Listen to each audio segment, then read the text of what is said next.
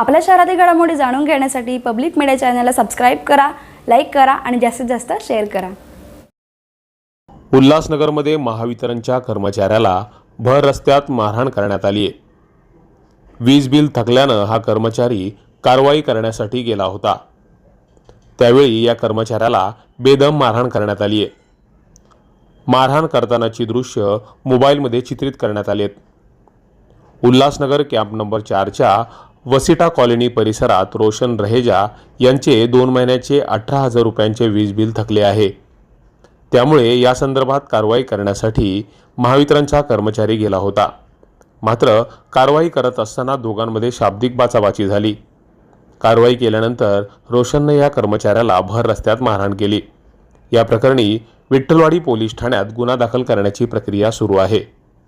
Public media Ulhasnagar.